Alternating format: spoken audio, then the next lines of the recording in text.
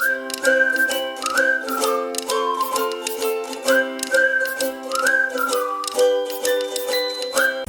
Students, मैं doctor JD आप लोगों को फिर से एक बार जेडी केमिस्ट्री क्लास में स्वागत करता हूँ। आज मैं आप लोगों के साथ success of Bohr's model of atom को डिस्कस करने जा रहा हूँ। और आज का जो डिस्कशन है ये प्रीवियस जो डिस्कशन था उसके ऊपर बेस्ड है। जिन लोगों ने मेरा प्रीवियस डिस्कशन यानी बोर्स मॉडल ऑफ एटम को नहीं देखा, मेरा उनसे रिक्वेस्ट है कि आप लोग काइंडली उसे देख लीजिएगा, ताकि आज का जो डिस्कशन जो होने जा रहा है ये आप लोगों को आसानी से समझ में आए। मैंने स्ट्रक्चर ऑफ एटम का हर एक डिस्कशंस का कलेक्टिवली एक प्लेलिस्ट रेडी किया है और उसका लिंक मैंने ऊपर आई बटन पे दे रखा है और सेम लिंक मैंने डिस्क्रिप्शन बॉक्स में भी दे रखा है। आप लोग प्लीज़ उसे क्लिक कीजिएगा, देखिएगा, ताकि जो प्रेजेंट डिस्कशन जो होने जा रहा है ये आप लोगों को अच्छे से समझ में आए। ठीक है, तो चलो आज हम लोग बोर का जो सक्सेस है उसे हम लोग महसूस करते हैं या तो देखते हैं किस चीज़ में कैसे करके उन्होंने अपना सक्सेस को एक्सप्लेन किया। ठीक है, तो बोर ने हम लोगों को पता है कि बोर ने एक मॉडल दिया था, मॉडल ऑफ एटम, जिसमें एटम का सेंटर में हैवी पॉजिटिव चार्ज रहता है और negative charges, that is electrons, are revolving around the nucleus in a circular path, है ना। और सेंटर में क्या रहेगा, आपका प्रोटॉन्स रहेगा, है ना। प्रोटॉन्स रहेगा और न्यूट्रॉन्स रहेगा, और जो नेगेटिवली चार्ज पार्टिकल्स है they are revolving around the nucleus in a circular path, and as long as they remain in that circular path they will never lose or gain energy. ठीक है, in order to jump from one lower state to higher state it will absorb energy, or when it jumps from higher state to lower state it will lose energy. तो यहाँ पे lower state और higher state का मतलब shells, energy shells, मतलब electronic transitions जब होगा तभी जाके इलेक्ट्रॉन्स एनर्जी लूज करेंगे। यही है सोनली आपका बोर्स मॉडल ऑफ एटम। समझ में आ रहा है? तो ये जो बोर्स मॉडल ऑफ एटम, इन्होंने अपना सक्सेस को कैसे एस्टेब्लिश किया। सक्सेस को एस्टेब्लिश करने के लिए इनको तो कोई एक एक्सप्लेनेशन देना पड़ेगा कि ये हकीकत में ये स्टेबिलिटी को, एटम का स्टेबिलिटी को एक्सप्लेन कर पाएगा या नहीं, है ना। तो चलो देखते हैं। तो Bohr's atomic model explain the stability of atom. इन्होंने सबसे पहले जो एटम का जो स्टेबिलिटी है इसे एक्सप्लेन किया इन्होंने, है ना। जैसे कि एटम का स्टेबिलिटी एक्सप्लेन करने के लिए रुदरफोर्ड ने कोशिश किया था, लेकिन वो सफल नहीं हुए, है ना, क्योंकि when a charged particle constantly revolves around the influence of attractive forces it continuously loses energy and ultimately falls into the nucleus, thereby the atoms collapse, है ना।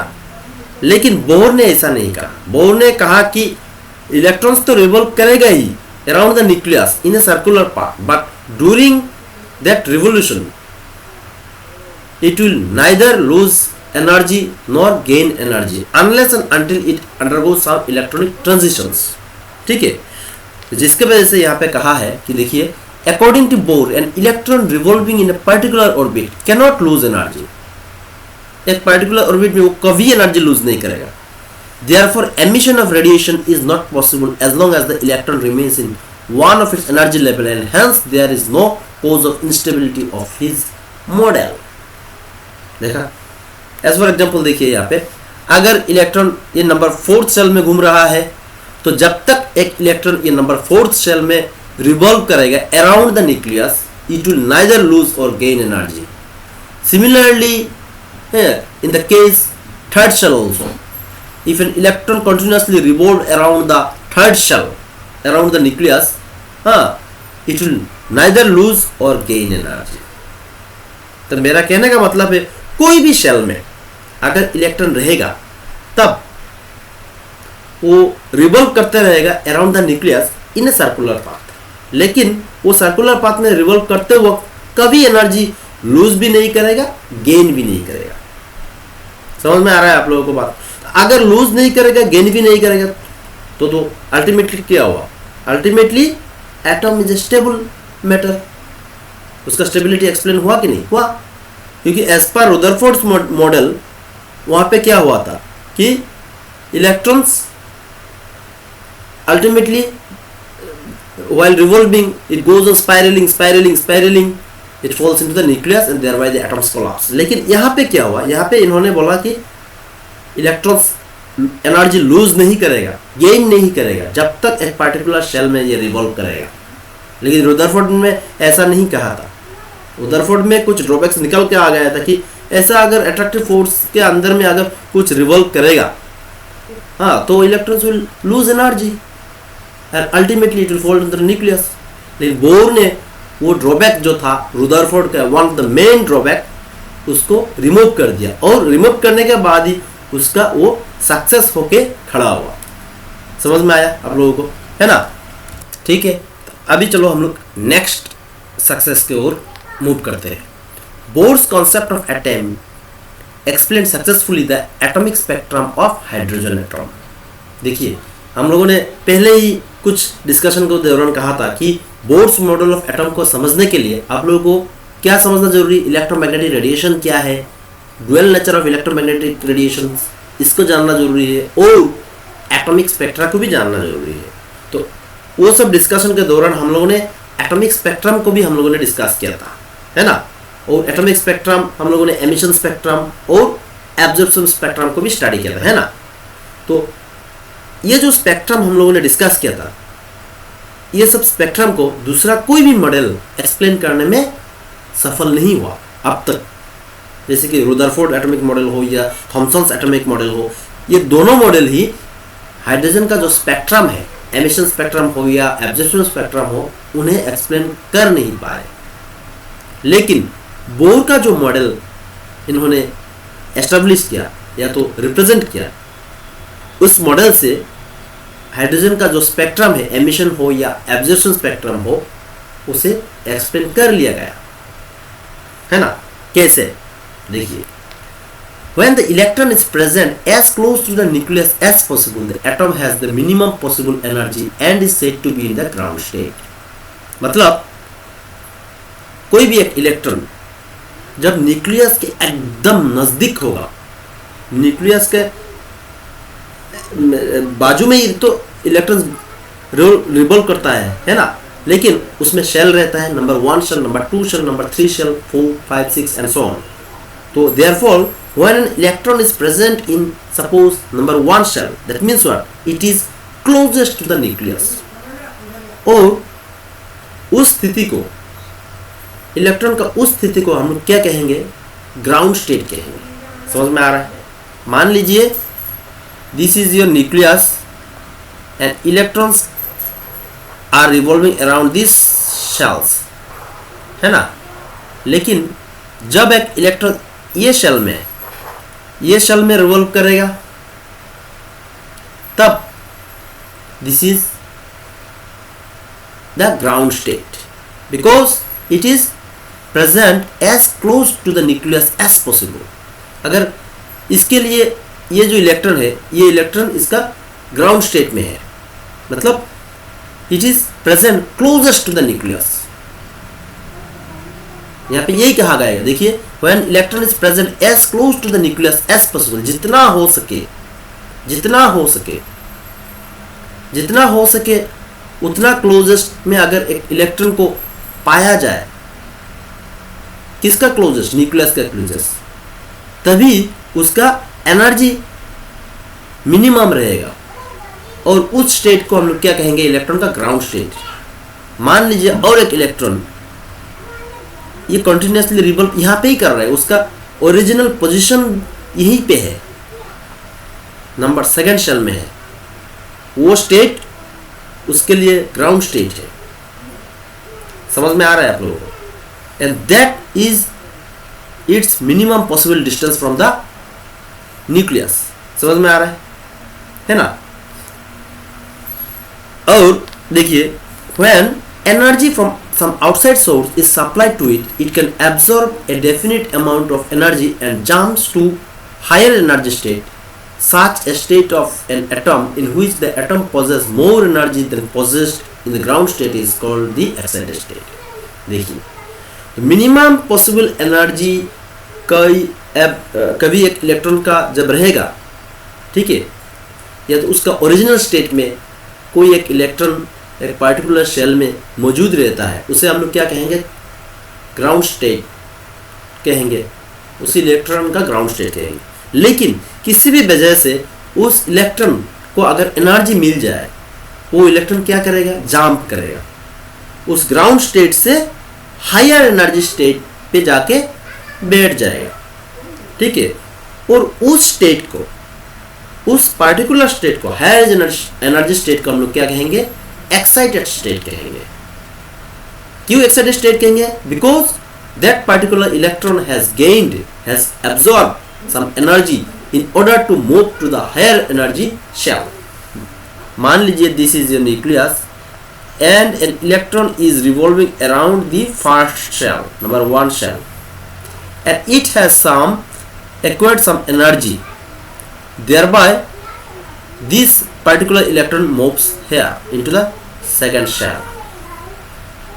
ठीक है, मतलब ये इलेक्ट्रॉन ओरिजिनली रेसाइड कहाँ पे करता है, यहाँ यहीं पे करता है, and this is its ground state. Yes, this is the ground state of this electron, but on gaining some energy, this electron has moved to higher energy shell, that is second shell. तब इस state को, ये जो state है, इस state को हम लोग क्या कहेंगे, एक्साइटेड स्टेट कहेंगे। समझ में आ रहा है? इसका मतलब क्या हुआ, एक्साइटेड स्टेट में जो इलेक्ट्रॉन रहेगा, उस इलेक्ट्रॉन का एनर्जी क्या रहेगा, ज़्यादा रहेगा, किससे, ग्राउंड स्टेट से। समझ में आ रहा है ना। और एक्साइटेड स्टेट में जाने के लिए क्या करना पड़ता है, एनर्जी को एब्जर्व करना पड़ता है। तो फिर से ग्राउंड स्टेट में आने के लिए क्या करना पड़ेगा, एनर्जी को रिलीज करना पड़ेगा या तो लूज करना पड़ेगा, है ना। समझ में आ रहा है आप लोगों को? अच्छा, देखिए आप लोग एक चीज़ यहाँ पे देखिए, ये हो गया आपका E1, ये हो गया आपका E2, ये हो गया आपका मान लीजिए ग्राउंड स्टेट, ठीक है, और ये हो गया आपका एक्साइटेड स्टेट, ठीक है, ये हो गया आपका एक्साइटेड स्टेट। यहाँ से ये ग्राउंड स्टेट से जब एक्साइटेड स्टेट में एक इलेक्ट्रॉन मूव करेगा, तब इसने क्या किया, एनर्जी गेन किया, एनर्जी गेन किया, जिसके वजह से यहाँ पे इसका नाम क्या दिया गया, E2, और इसका एनर्जी क्या दिया गया, E1। तो एनर्जी जो फर्स्ट स्टेट से, दैट इज फर्स्ट शेल से सेकंड शेल में जब मूव किया, तब उसने कुछ एनर्जी एब्जॉर्ब किया। वो एनर्जी कितना एब्जॉर्ब किया, वो एनर्जी का एब्जॉर्प्शन कितना हुआ, उस एनर्जी का एब्जॉर्प्शन हुआ delta E, and that delta is the difference between two energy shells, that is E2 and E1, है ना।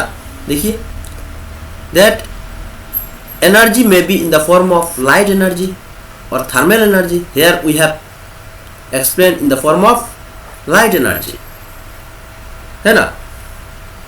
तो this h nu is the energy here, and this h nu is equal to delta E equal to E2 minus E new. समझ में आ रहा है? Similarly अगर कोई electron first shell से अगर थर्ड शेल में अगर मूव करता है, तब कितना एनर्जी इसने एब्जॉर्ब किया, that is equal to E3 minus E1, which is equal to again H nu. समझ में आ रहा है ना। अच्छा, तो देखिए यहाँ पे मैंने क्या लिखा, E2 minus E1 equal to H nu लिख सकते हैं, क्योंकि अगर इलेक्ट्रॉनिक ट्रांजिशन हुआ from first state, that is first shell to second shell, ये फर्स्ट शेल और सेकंड शेल क्या है, these are the circular orbits around which the electron revolves around the nucleus, है ना। अगर इलेक्ट्रॉनिक ट्रांजिशन हुआ, तब इसका वैल्यू क्या आएगा, H न्यू। ये H न्यू क्या है, क्वांटम ऑफ एनर्जी, कितना क्वांटम ऑफ एनर्जी एब्जर्व किया इन्होंने, या तो इसको दूसरे तरीके से भी हम लोग समझ सकते हैं, अगर एक इलेक्ट्रॉन एक्साइटेड स्टेट से वापस ग्राउंड स्टेट में आने का कोशिश किया, तब वो इलेक्ट्रॉन क्या करेगा, एनर्जी लूज करेगा। कितना एनर्जी लूज करेगा, that is equal to E2 minus E1, है ना। और E2 माइनस E1 मतलब this energy is associated with the second shell and this energy is associated with the first shell, and if you take the difference you will get that quantum of energy which is equal to h nu, है ना। and this quantum of energy when strikes on the photographic plate, a line has been found on the spectrum, and those lines are nothing but line spectrum, है ना। and they ultimately give rise to the emission spectrum of और absorption spectrum of hydrogen atoms. समझ में आ रहा है, ये line ही है spectrum का मौजूदी एक्सप्लेन करता है। समझ में आ रहा है, इलेक्ट्रॉन एक्साइटेड स्टेट से जब ग्राउंड स्टेट में वापस आएगा तब वो एनर्जी कुछ लूज करेगा in the form of quantum, है ना, क्वांटम ऑफ एनर्जी लूज करेगा। And this energy when strikes the photographic plate A sharp line is observed, and those sharp lines, there are not only single lines, there are large number of lines, and those lines give us the idea about the spectrum of hydrogen atoms, है ना। तो इसके लिए हम लोग इसको क्या लिख सकते हैं, nu equal to E2 minus E1 by H लिख सकते हैं, है ना। फिर से हम लोग न्यू को क्या लिख सकते हैं, C बाई लेमडा लिख सकते हैं, है ना, equal to E2 minus E1 divide by H, यानी lambda equal to AC by E2 minus E1। मतलब जब कोई इलेक्ट्रॉनिक ट्रांजिशन करेगा तब उस एनर्जी का कुछ वेवलेंथ रहेगा, वो रेडिएशन जब एमिट करेगा और स्ट्राइक करेगा फोटोग्राफिक प्लेट में, वहाँ पे कुछ लाइंस आएगा, and those lines correspond to some definite wavelength of the electromagnetic radiations. समझ में आ रहा है। सिमिलरली एक इलेक्ट्रॉन अगर एनर्जी लेवल 3 से एनर्जी लेवल 1 में ट्रांजिशन करेगा तब उसका वेवलेंथ ऐसा कुछ आएगा, है ना। वेवलेंथ सेम नहीं आएगा, है ना, because H and C are your constants. H is your Planck's constant and C is the velocity, that is 3 into 10 to the power 8 meter per second, and both of them will remain constant. So there will be difference in their wavelength when electronic transition occurs from one energy level to another energy level, that is one shell to another shell or one circular orbit to another circular orbit, है ना। Similarly delta double dash equal to like that, delta triple dash is also like that. This means what? This means what? In every electronic transitions, there corresponds to some emissions of radiations associated with differences in their wavelength, and those wavelengths corresponds to the various ranges in the electromagnetic spectrum.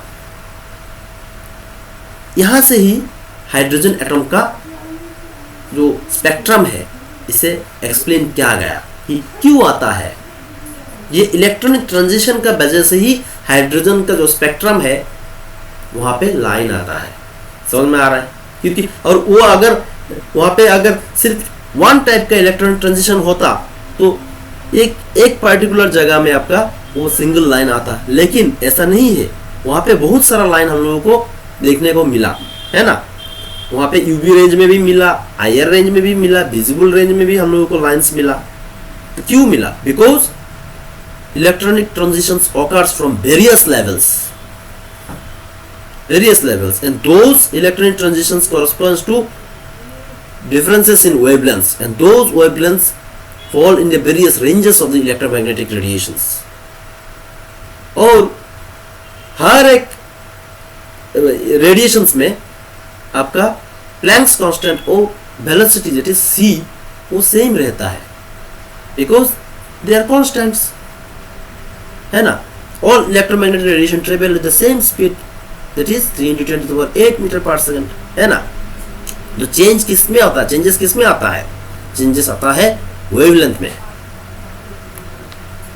जिसकी वजह से मैंने यहाँ पे लिखा since H and C are constants, E2 minus E1 corresponds to definite energy, वो तो होना ही है।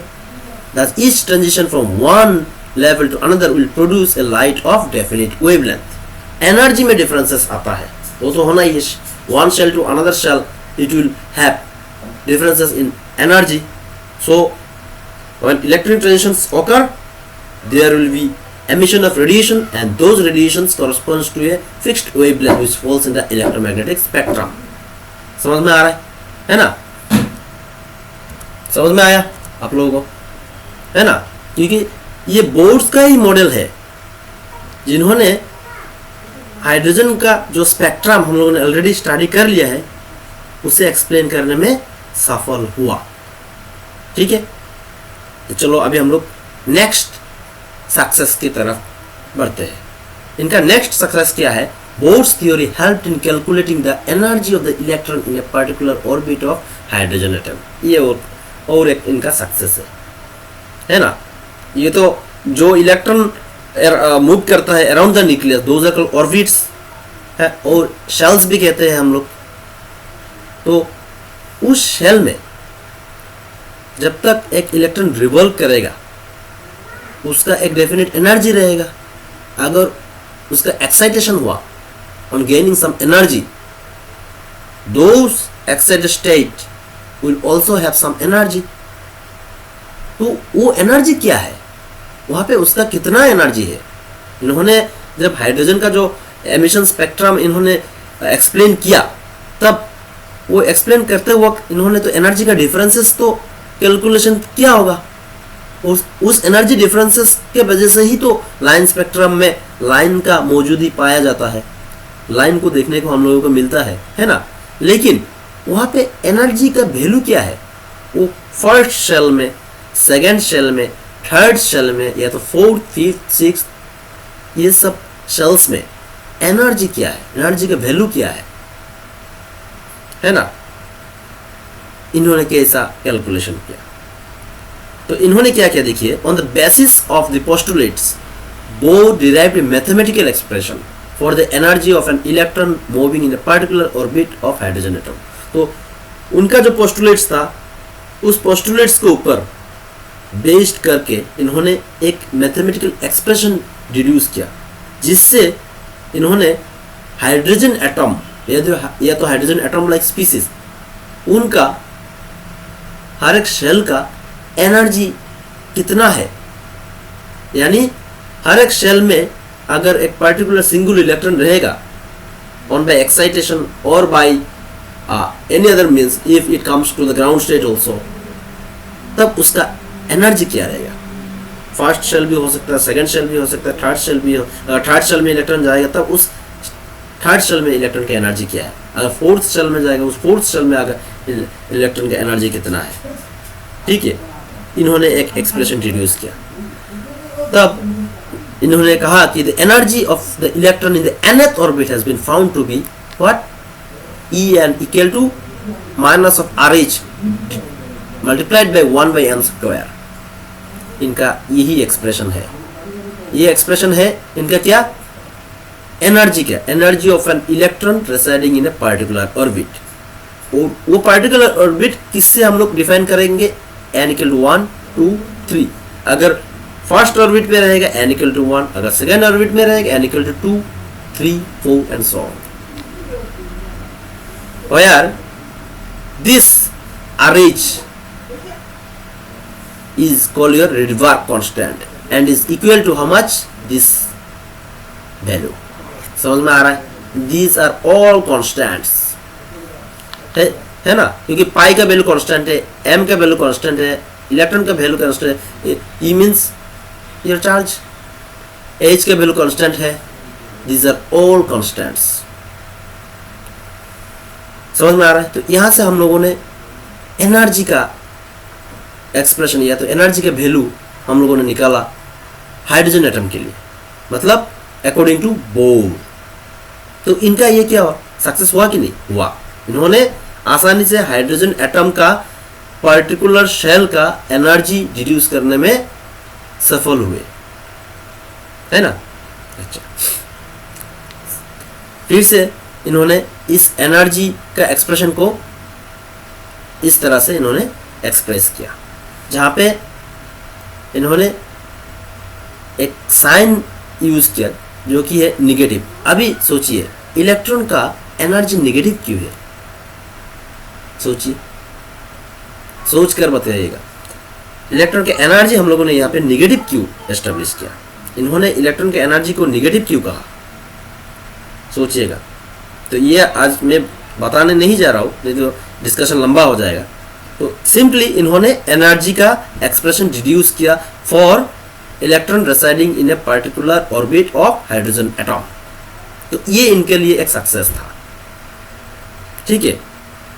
Thus, for each value of n, there exists a possible energy level for the electron. Substituting the values of n as 1, 2, 3 in the above relation, we get the energy of electron in various levels of hydrogen atom. These integral numbers n equal to 1, 2, 3 expressed in stationary states for electron are known as principal quantum number. देखिए, तो हर एक energy shell के लिए, हर एक energy orbit के लिए अलग अलग एनर्जी रहेगा, ठीक है। तो अगर अलग अलग एनर्जी रहेगा तब वहाँ पे जो n का वैल्यू हम लोगों ने यूज किया टू रिप्रेजेंट डिफरेंट एनर्जी, तो वो n क्या है, वो n होगी आपका principal quantum number. That principal quantum number actually denotes the shell number also or the orbit number also in which the electron revolves around the nucleus। समझ में आ रहा है आप लोगों को। तो बोर का जो थ्योरी था, इन्होंने अपना थ्योरी यूज करके हाइड्रोजन एटम का हर एक शेल्स का या तो ऑर्बिट्स का एनर्जी कैलकुलेट करने में सफल हुए। and in that expression there is a term n and it corresponds to various energy levels and that n is also known as principal quantum number। समझ में आ रहा है? अच्छा, अभी हम लोग चलते हैं इनका नेक्स्ट सक्सेस की ओर। इनका नेक्स्ट सक्सेस क्या है देखिए, bourse theory help in calculating the radius and velocity of the electron in particular orbit of hydrogen like atom. तो बोर का जो थ्योरी है, रेडियस कैलकुलेट करने में भी ये सफल हुए। किस चीज का? वो पार्टिकुलर ऑर्बिट का। जिस ऑर्बिट में एक पार्टिकुलर इलेक्ट्रॉन रह रहा है, या तो मूव कर रहा है या तो रिवॉल्व कर रहा है, ठीक है, और उसका वेलोसिटी भी। एक पार्टिकुलर ऑर्बिट में जब रहेगा इलेक्ट्रॉन तो रेस्ट में नहीं रहेगा, it is continuously revolving around the nucleus and that orbit has some radius and also that electron is associated with some sorts of velocity, है ना। तो देखिए, Bohr derived an expression to calculate the radius of circular orbit like hydrogen like species as Rn equal to n square h square whole divided by 4 pi square m square multiplied by capital Z, but Rn is equal to this value। और ये n क्या है? This n is your what? Principal quantum number। That is, if you put the value of n as 1, it will be associated with first energy cell or first circular orbit। If you put the value of n as 2, it is associated with second orbit, 3 third orbit and so on, है ना। तो मान लीजिए यहाँ पे और एक चीज मैं बताना भूल गया, this Z denotes the atomic number। This is your atomic number, ठीक है। तो if you put the value of Z as 1 and the value of n as 1, you will find the radius of first circular orbit as 52.9 picometer। that is, hydrogen का जो orbit है, hydrogen atom का जो orbit है, first shell है, उसका radius कितना है? 52.9 पिकोमीटर। समझ में आ रहा है? अच्छा, नेक्स्ट देखिए, bore also derived an expression to calculate the velocity of circular orbit of hydrogen like species as v equal to 2.19 into 10 to the power 6 into capital Z divided by n metre पर second. ये expression से इन्होंने hydrogen like species के लिए इन्होंने velocity of electron residing in a particular orbit को भी deduce किया। अगर Z का वैल्यू अगर 1 रहेगा और n का value 1, then the velocity of that electron will be how much 2.19 into 10 to the power 6 metre पर second, and that is purely for hydrogen atom. समझ में आ रहा है आप लोगों को? तो आज का जो हम लोगों ने डिस्कशन किया है, हम लोगों को एटलीस्ट ये तो पता चल गया है कि बोर का जो मॉडल था, एटॉमिक मॉडल था, इससे हम लोग एटलीस्ट हाइड्रोजन एटम का स्पेक्ट्रम को तो एक्सप्लेन कर सकते हैं। At the same time we can also explain the atoms और ions of hydrogen like species also. Hydrogen like species और हाइड्रोजन एटम को हम लोग आसानी से एक्सप्लेन कर सकते हैं। क्यों? क्योंकि इन्होंने आसानी से हाइड्रोजन का जो स्पेक्ट्रम है उसे भी उन्होंने एक्सप्लेन किया। वहाँ पे लाइंस का प्रेजेंस क्यों आया स्पेक्ट्रम में, या तो फोटोग्राफिक प्लेट में लाइंस का प्रेजेंस क्यों आया, लाइंस क्यों वहाँ पे दिखाई दिया हम लोगों को, ये सब इन्होंने आसानी से एक्सप्लेन कर लिया। तो लास्ट में मैं यही कहना चाहता हूँ कि बोर का मॉडल जो है ये purely valid for hydrogen and hydrogen like species, जिसके वजह से इन्होंने इलेक्ट्रॉनिक ट्रांजिशंस भी कहा है फॉर हाइड्रोजन और हाइड्रोजन लाइक स्पीसीज के लिए। इन्होंने वेलोसिटी, रेडियस, एनर्जी के एक्सप्रेशन, हर एक चीज़ इन्होंने हाइड्रोजन लाइक स्पीसीज के लिए ही डिड्यूस किया। और इन्होंने एटॉम का स्टेबिलिटी जो है इन्होंने एक्सप्लेन किया। ये ओवरऑल कह सकते हैं हर एक एटम्स के लिए, क्योंकि इन्होंने कोई जिक्र नहीं किया यहाँ पे। फिर भी हम लोग कहेंगे कि बोर का जो मॉडल है it is solely meant for hydrogen like species. तो ये एक बोर का बड़ा सक्सेस था, है ना, compare to the Rutherford's model and Thomson's model, है ना। तो यहाँ पे इन्होंने बहुत सारे एक्सप्रेशंस निकाला, बहुत सारा स्पेक्ट्रम्स को भी एक्सप्लेन करने में सफल हुए। तो इन सब को अगर मिलाकर हम लोग सोचते हैं तो इनका ये सक्सेस था।